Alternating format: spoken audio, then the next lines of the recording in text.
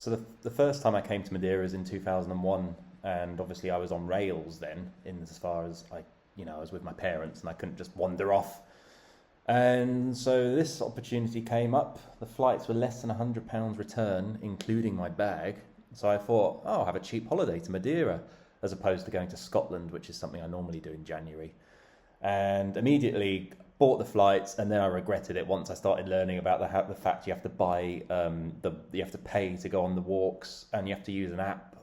Basically, you have to use a smartphone to holiday successfully as a hiker in Madeira, by the sounds of it. And Facebook groups are full of people sort of saying that it was the correct thing to do, and that we don't welcome wild campers. And so I sort of went into this not really expecting much. I thought, I've done a lot of wild camping, so I thought I'll try and keep under the radar somehow. And my goal was to try and hike across the entire island. And then, of course, I found out that the central section of the walk is closed. So you have to divert to the main road and walk along the main roads. But that didn't deter me. I thought, you know what? It's going to be a challenge. It's going to be exciting. So I'm going to lean into it and see where it takes me. Can I hike across this island? I don't know. That looks very vertiginous. Right, so this is the westerlymost point of Madeira. I don't know if you can hear me, it's so windy. But this is where the hike starts. So it's going to be 5 days. Well, that's the plan anyway. So these are the famous levadas. So I'm guessing you can drink out of these because they supply fresh water.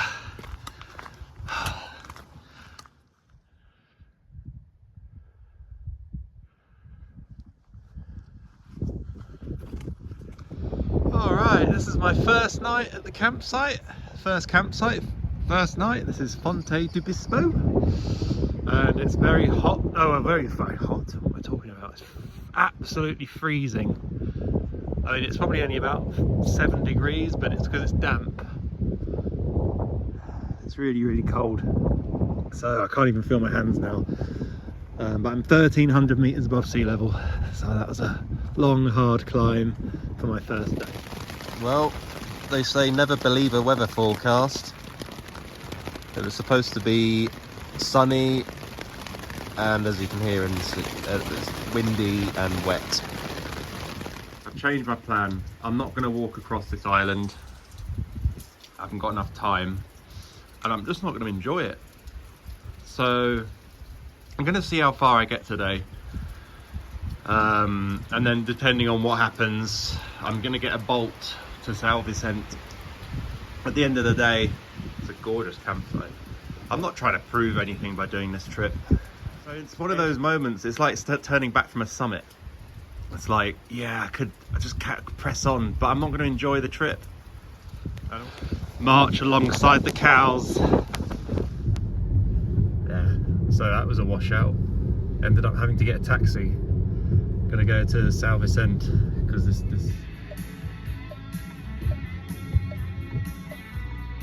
Welcome to Madeira. Thank you. Yeah.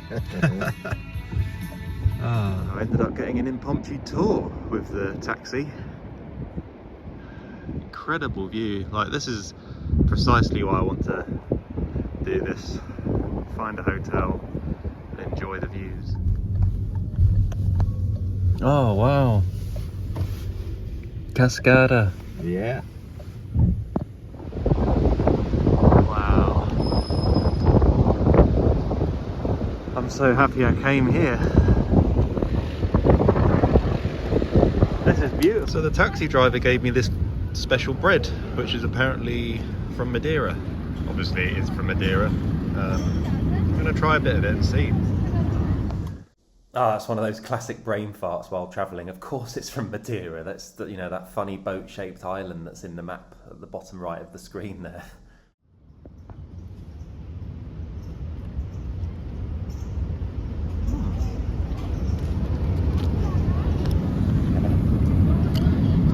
It's really interesting. It's got like some spices in it. It's hard to tell. It's really tasty. So one moment I was in the clouds, couldn't see a thing, and then the next minute I'm in the front of a taxi with one of the most generous taxi drivers. Rather like the Madeiran weather, one situation immediately gave way to another. And São Vicente was probably the best place I could have got a taxi to. It's such a gorgeous town.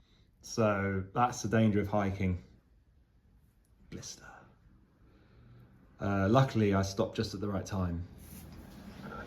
And also I'm very lucky that the skin didn't break.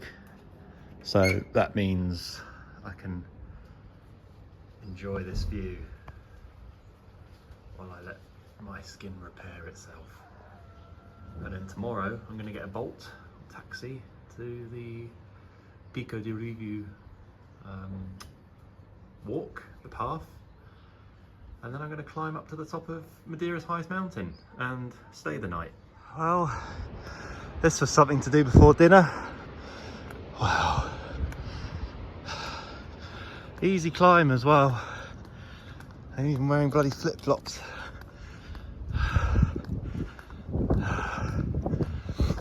I guess anything's easy without that bloody bag on. Oh my lord. That is stunning. Right, gonna have some of the regional poncha. Never had this before. Apparently it's very nice.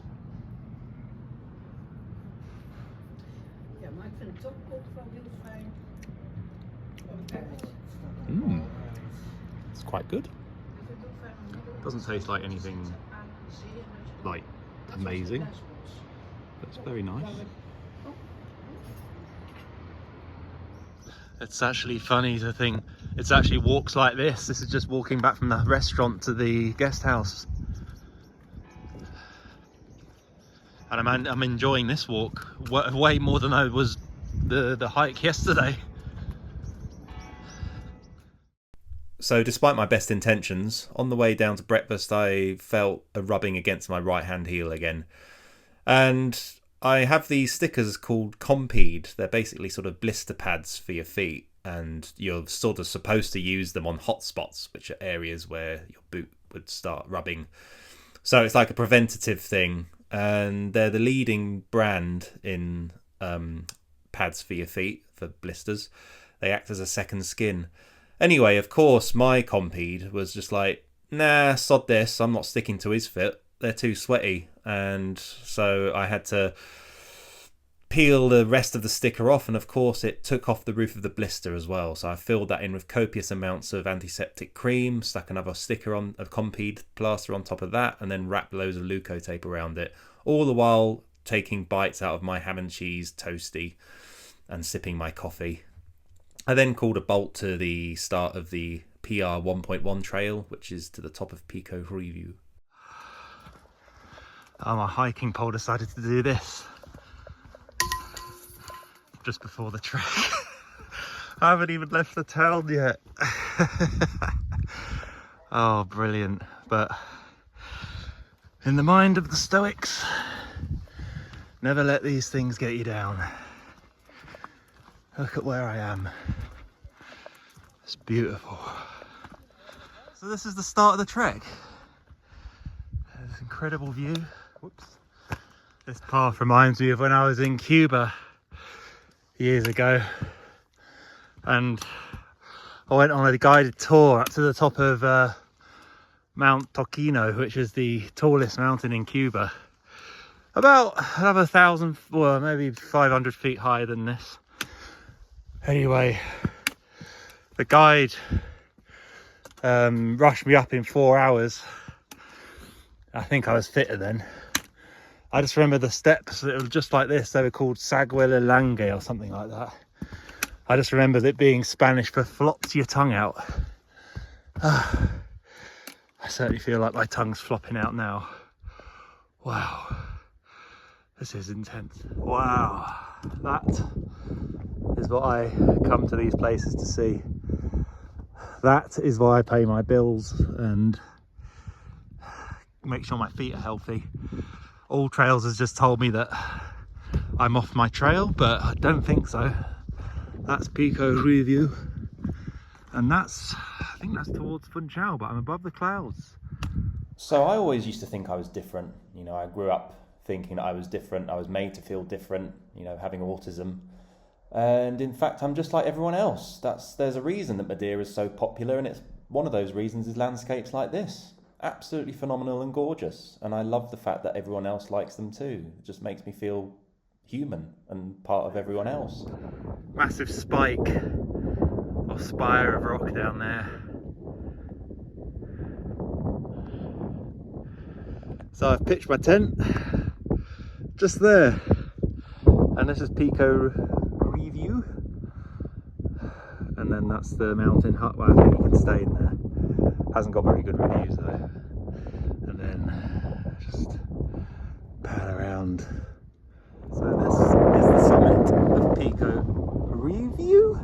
Review, and it's a 5-star review for this one, I think. I mean, it's tourist central, but fuck it. Hey. Yeah, it's not like a Muramata. In a way, that's nice. So I ended up meeting 3 British guys on this trip, and we all converged onto this campsite despite our different paces and itineraries. And I ended up summiting Pico Review 3 times. The first time being to, just to stop my Strava and see what the view was like before setting the tent up, because after all, if it wasn't on Strava, it didn't happen, eh? Second time was to see the sunset, which was gorgeous, and then obviously in the morning we all went up to see the sunrise as well, and the weather was just phenomenal. We were so lucky with the weather.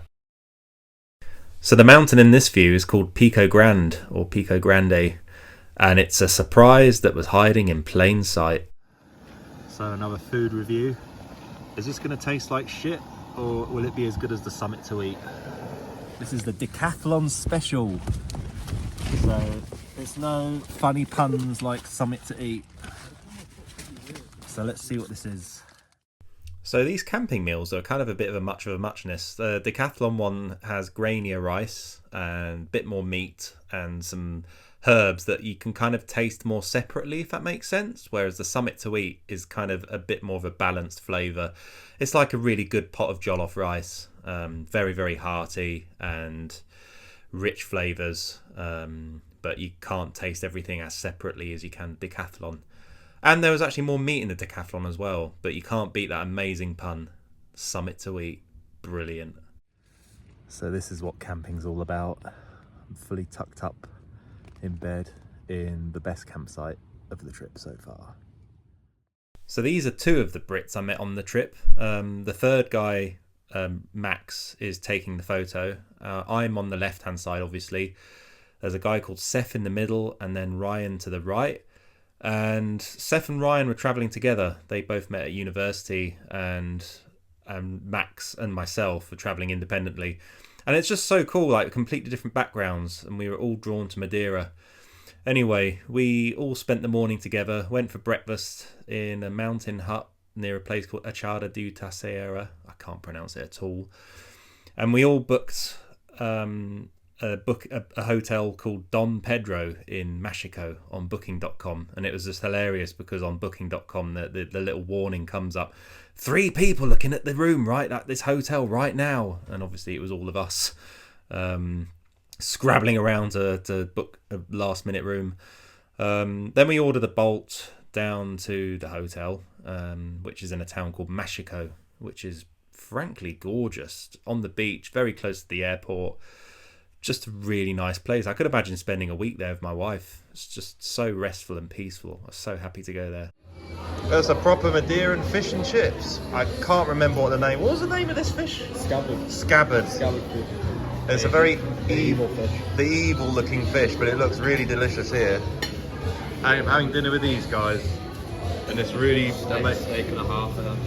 It's very very well lit restaurant.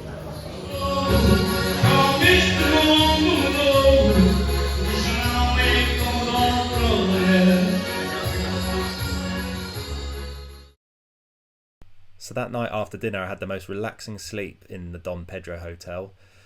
And it was so comfortable, but also so retro. A bit like your grandmother's house, but with a mid-century modern twist.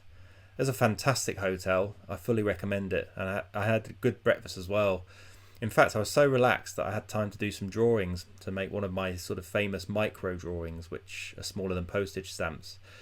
This is a view looking over Machico. And then after that, I managed to get a bolt to the highest point of Machico, where I started the trek towards Punta Sal Lorenzo. Or Sal Lorenzo, I can't pronounce it. So that's the snack bar I start from. Snack bar Ojacare. And I'm gonna walk along, and this is now looking back towards the hotel. The hotel's like down in that crack over there, that corner.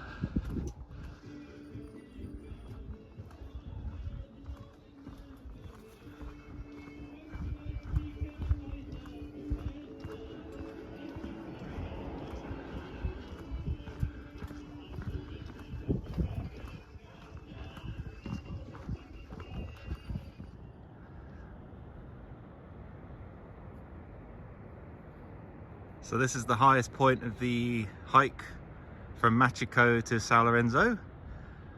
That was like a 500-meter climb, and this is actually higher than that over there, which I was hoping to go to.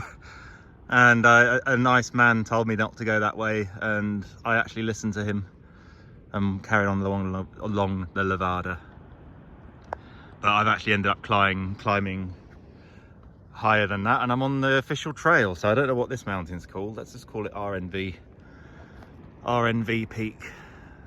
So the campsite's at the end of that peninsula over there. Shouldn't take too long. Oh, this is as far east as you can go in Madeira with a car. It's a little roundabout. So now I start the hike to Punta San Lorenzo.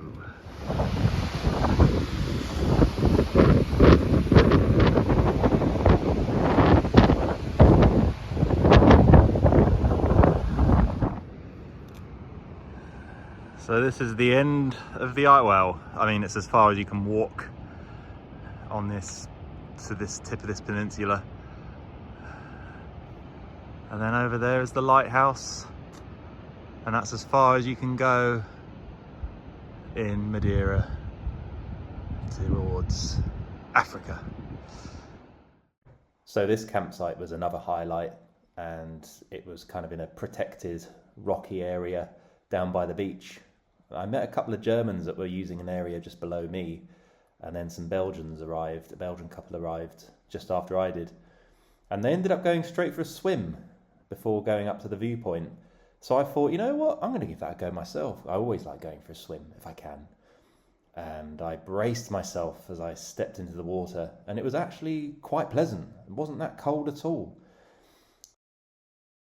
So I went to sleep to the sound of grasshoppers chirping away, and it was a full moon, so it was almost kind of like a twilight outside. It was gorgeous. Couldn't see any stars though. I woke up to a beautiful sunrise, and I had a walk along the cliffs and spotted some of the Madeiran plant life, in this case Mathiola madeirensis. And then I returned to the campsite and had a quick bite of porridge, and then me and the Belgians set off, and they kindly offered to drive me to Machico. So the mountain you could see at the beginning of this little clip here is called Pico Torres, which is Madeira's second highest mountain. And what I love about it, it reminds me of the Red Keep in the Game of Thrones, where you've got the Tower of the Hand sort of sticking up to the one side. Very iconic. So I said farewell to the Belgian couple in Machico. They kindly dropped me off in their car, and I got a taxi to a cafe in Funchal called the Studio Speciality Coffee and Brunch Cafe, and I had a fantastic salmon and egg on toast sandwich with a salad and a coffee. I was thinking of going to the Modern Art Museum in Funchal. I was surprised there's one there, but then I actually had another idea which turned out to be more fruitful. So by the time I finished breakfast it was 1 o'clock, and I thought to myself, I could probably fit another hike in, and I really wanted to do the PR12, which starts near the Nuns Valley, which is some incredible scenery. So I left my bag at a hostel who kindly agreed to look after it for me and decided to grab a taxi. I was enjoying myself so much on this trip I completely forgot about the fact that I had a massive crater in the side of my heel, and the leukotape and Compeed bandage seemed to have worked a treat. Look at those spires of rock down there. That there is Pico Torres, and there's Pico Review over there, Pico 5-star review. So that's it, that's Pico Grande. It's like a scrambling section on the top, that'll be fun. Or knobble.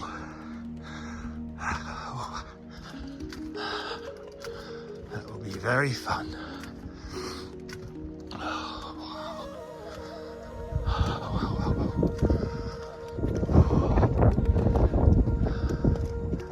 Just love coming around these bends and seeing this.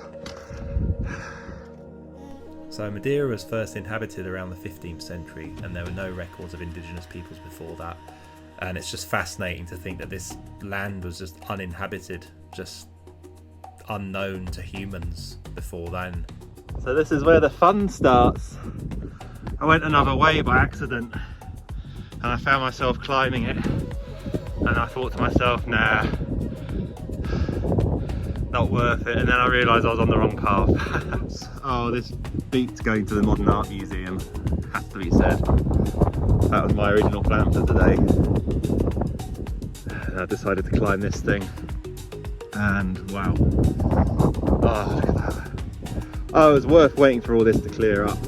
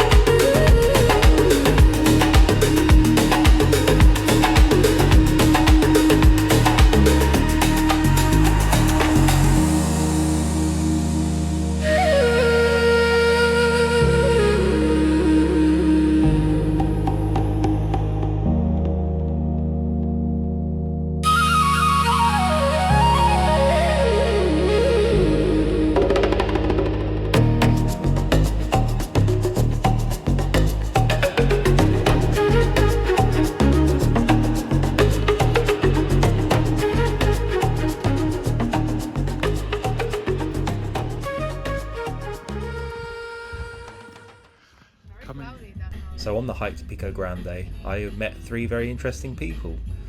A lovely Russian lady called Ala, a drum and bass DJ who specialised in Latin drum and bass, which is a genre of music that I love, and her friend Mark. And they kindly gave me a lift back into Funchal because there was no way I was getting a bolt from that viewpoint at that time. It was like 6 p.m. now. And I was just listening to drum and bass all the way back to Funchal. It was like being in my own personal movie.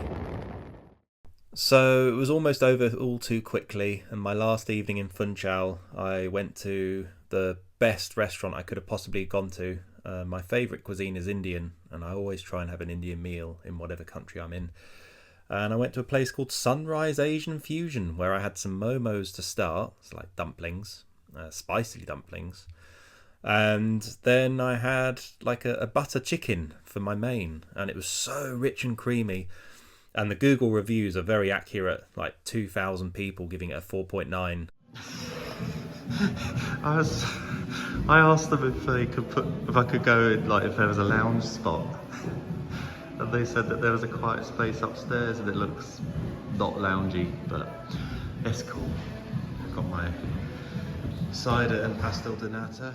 What was I expecting on a Sunday night in a small island town? A bloody Soho house? God. Well, this trip was a perfect example of I didn't set out what I was intending to achieve insofar as I didn't walk across the island, but I saw everything I wanted to see, and I also had enough rest and did some drawing. So in some ways it was way more successful than I could have wished for. If I'd have walked across the entire island, I would have spent probably a whole day by the roadside, because obviously there's the central sections shut, and I would have been absolutely soaked through on those first couple of days in the rain. It just wouldn't have been the same. It couldn't have happened in a better way. I was so happy, and it's one of the highlights. It's going to be one of those memorable trips that I'll always remember fondly.